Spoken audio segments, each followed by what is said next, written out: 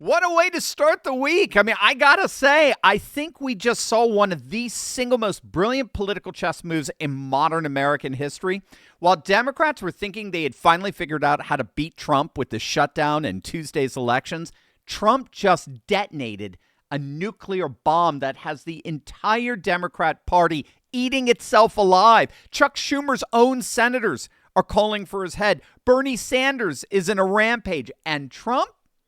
He's just announced he's sending you a check for $2,000 while pivoting to 5 new game-changing domestic policies that will reshape America and win the 2026 midterms. Hey gang, it's me, Dr. Steve, your patron professor, enjoying yet another wonderful day in the glorious golden age that you made happen back on November the 5th, and you're going to do it again just 12 months from now. So if you want a front row seat on all the latest developments and happenings, make sure to smack that bell and subscribe button. So as we talked about in our first video earlier today, after 40 days, the longest shutdown in U.S. history, everything Democrats fought for literally just evaporated in a single Sunday night vote. 8 Democrat senators broke ranks and voted with Republicans to reopen the government. But here's the kicker. They got absolutely nothing in return. No Obamacare subsidy extensions, no health care for illegal migrants, nothing, nada.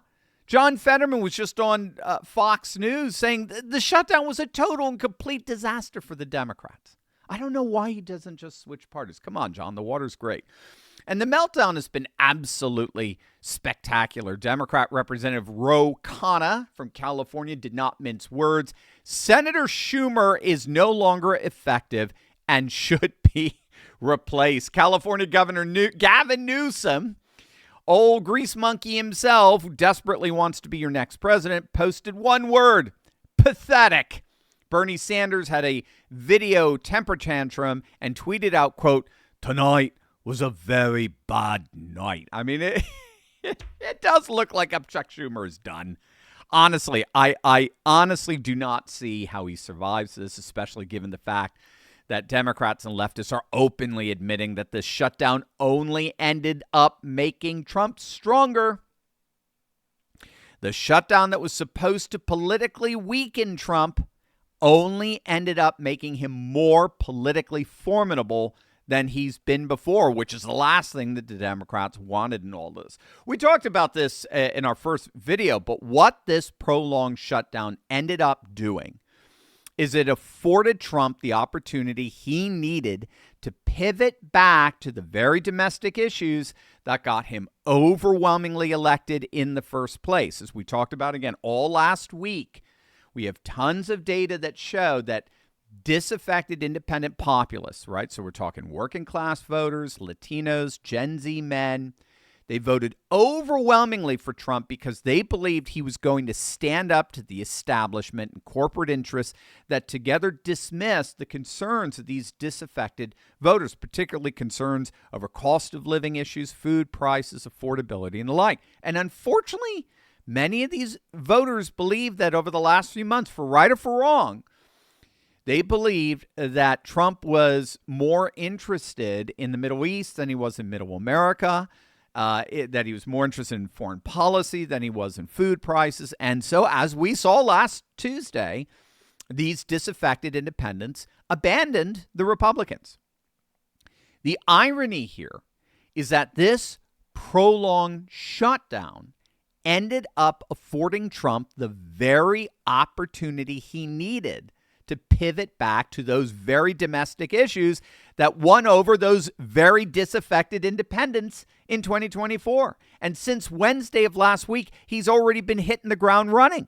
In fact, he's clearly recognizing that November 4th, Tuesday, last week, was a wake-up call. He's recognizing that the 2026 midterm cycle will center on one thing, and that's cost of living. It's affordability.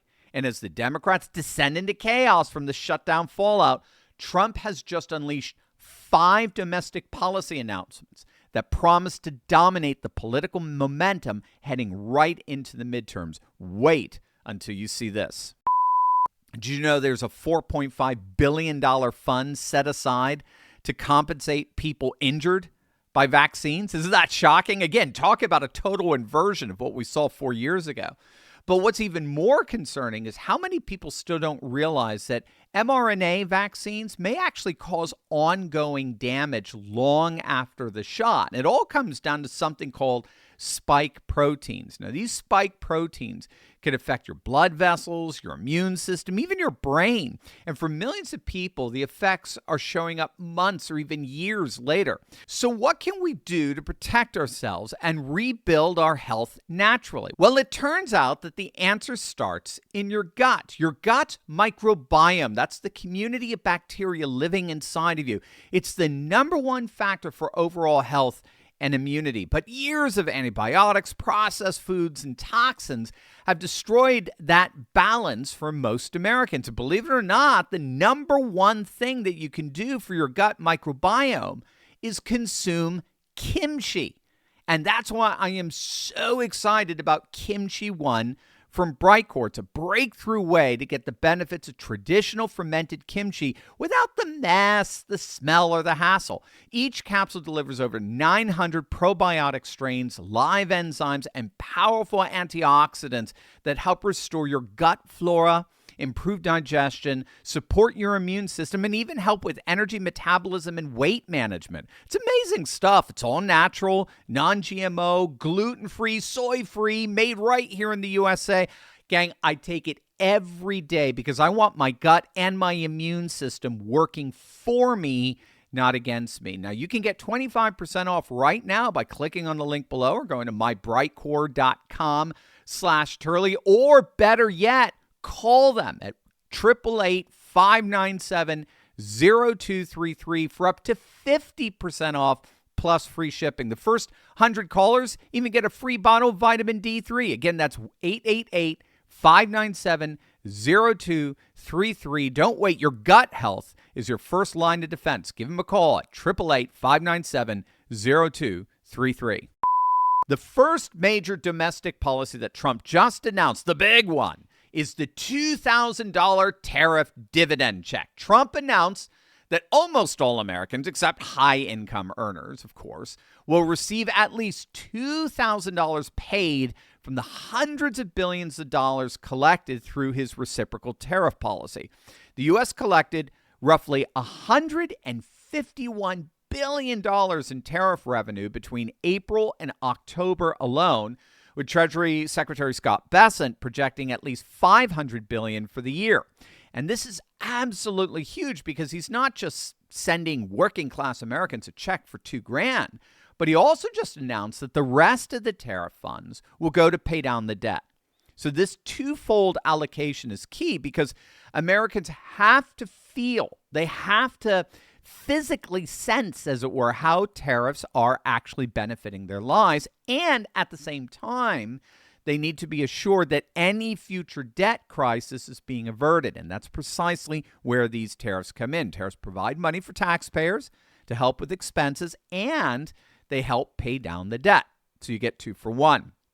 The second proposal involves the politically genius chess move that Trump just made that pulled the rug out from under Schumer's feet. And I think this alone, in many respects, ended the shutdown. Remember, the Democrats started this whole shutdown disaster over the claim that Republicans were going to let the extended Obamacare subsidies to expire, and thus millions of Americans were going to see their health care premiums double when those subsidies expire on December 31st.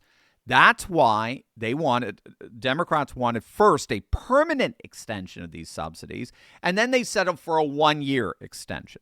Trump flipped that on its head by proposing to replace the Obamacare subsidies entirely with healthcare savings accounts, which would send the money directly to the people rather than greedy insurance companies who've seen their stock value jump 1,000% ever since Obamacare passed 15 years ago. That's why all the major insurance companies were all in on Obamacare.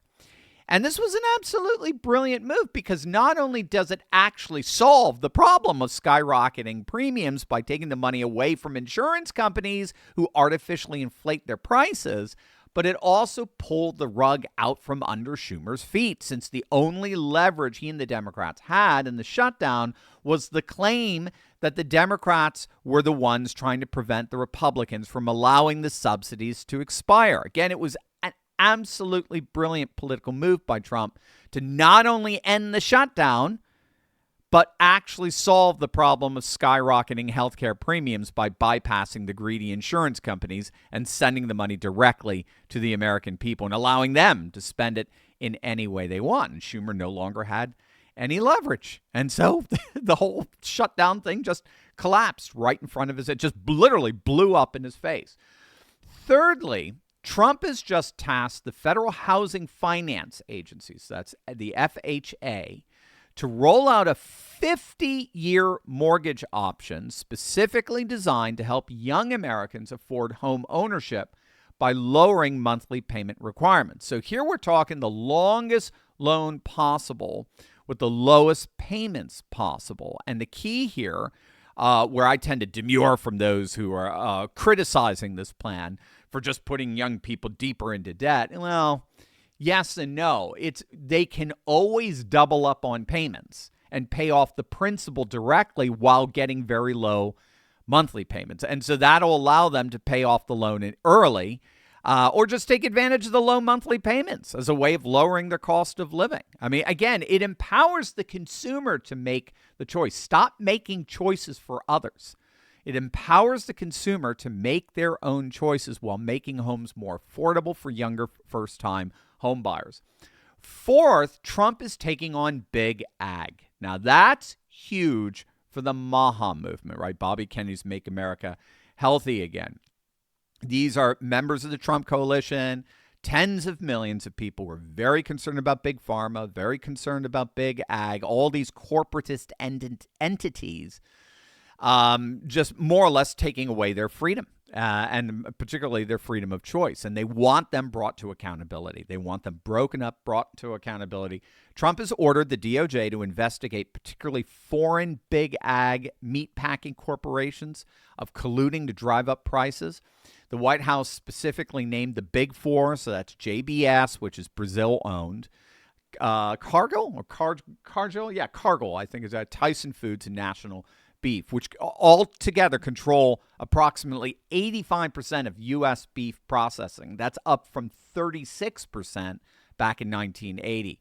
So Trump's accusing these majority foreign-owned meat packers, as he calls them, of artificially inflating beef prices while cattle ranchers unfairly take the blame. Attorney General Pam Bondi has confirmed the antitrust investigation began immediately, and it's being led by the DOJ's antitrust division in partnership with the Department of Agriculture. Ground beef has hit a record $6.32 per pound, and just the very fact that they're being investigated, that itself is enough to force these meat packing corporations to lower their prices. And finally, fifthly, Trump has taken steps to dramatically reduce the cost of prescription drugs. And you probably saw Trump launch a comprehensive most favored nation pricing strategy, forcing pharmaceutical companies to charge Americans no more, not a dime more, than the lowest prices offered to other developed nations. Most recently, Trump got the popular weight loss drug Ozempic to drop from $1,000 a month to now just $350 a month, with Medicare prices at just $245. Zepbound as well fell from $1,000 a month to $300 a month. Medicare beneficiaries, they pay only $50. It's a $50 copay. Novo Nordisk's insulin products now cost just $35 a month.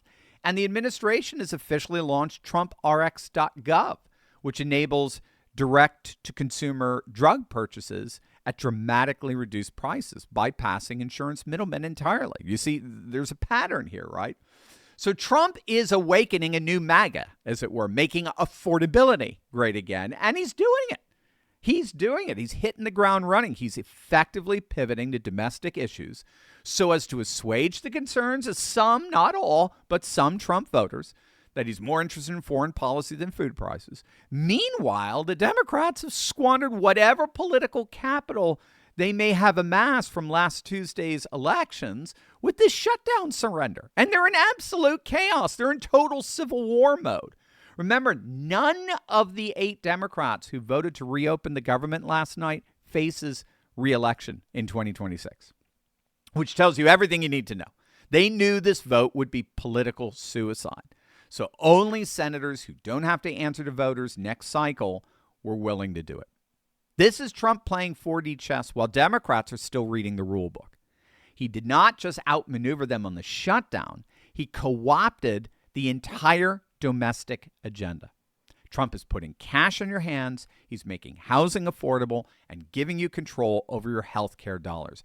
Democrats are eating their own leadership alive while defending insurance company profits. I mean, you can't make this stuff up. It looks like we didn't just crush the Democrats in ending this shutdown. That crushing may turn out to be the precursor of the real crushing 12 months from now. Before you go, gang, if you want to be part of a community where faith, family, and freedom come alive, check out the Courageous Patriot Club. I love for you to see what this community is all about. You can watch a free preview of Turley Walks, one of my exclusive weekly series. Head on over to turley.pub/Turley Walks.